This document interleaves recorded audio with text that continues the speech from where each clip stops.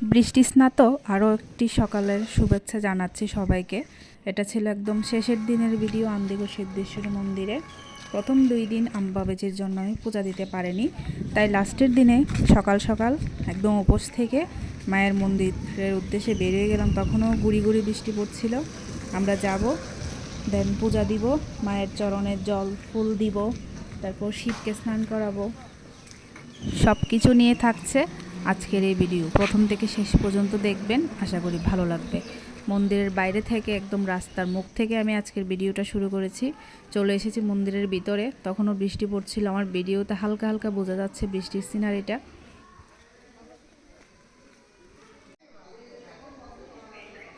রাধাকৃষ্ণের মন্দিরটা তখনও বন্ধ ছিল, আর এদিকে সবাই মার চরণে ফুল জল দিচ্ছিল, আমরাও দিলাম।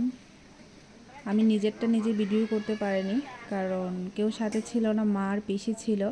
আর বৃষ্টি যেহেতু পড়ছিল, ভিডিও করাটা সম্ভব হচ্ছিল না, তাই অন্য কেউ দেওয়ার ভিডিওটাই আমি করলাম। পরে মা আর পিসি যখন স্নান করালো, ওই ভিডিওটাও আমি ক্যামেরা বন্দি করেছিলাম। শুধুমাত্র আমার নিজের স্নান করানোটা ক্যামেরা বন্দি করতে পারিনি।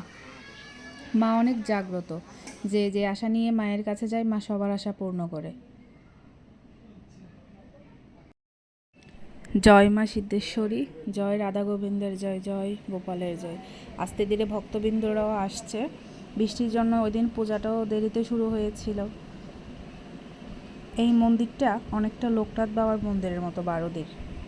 এই দেখা যায় একজন মানুষও নেই, এই চোখের পলকে অনেক ভক্তবৃন্দ চলে আসে মন্দিরের পূজা দেওয়ার জন্য।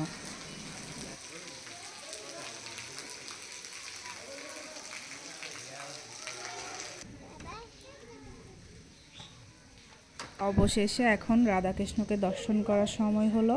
মন্দির খুলে দিল। প্রথমে ব্রাহ্মণ নমস্কার করে নিল, তারপর আরতি শুরু করবে। বাল্যভোগ শেষ, আরতি করা, এখন প্রসাদ দিয়ে দিবে সবাইকে। তারপর আমরা গেলাম শিবলিঙ্গে জল ঢালার জন্য। আমি, পিসি, মা 3 জন মিলে শিবলিঙ্গে জল ঢাললাম। বৃষ্টিও পড়ছিল। অতিরিক্ত বৃষ্টির কারণে মোমবাতি, ধূপকাঠি কিছুই ধরানো যাচ্ছিল না। শেষবারের মতো মায়ের মন্দিরে নমস্কার করে নিচ্ছিলাম, আর মনে মনে ভাবছিলাম যেন আজকে না যাই। সত্যি সত্যি মা আমার ডাক শুনেছিল যে আমি যেন কালকে আবার তোমার কাছে আসতে পারি। ওই দিন আর যাইনি, বিকালে আবারও গিয়েছিলাম মাকে দর্শন করার জন্য। তার পরের দিন একদম সকাল সকাল আমরা চলে আসি। তো বেরোয়ে যাব, তাই মন্দিরটা আর একটু ঘুরিয়ে দেখিয়ে নিলাম।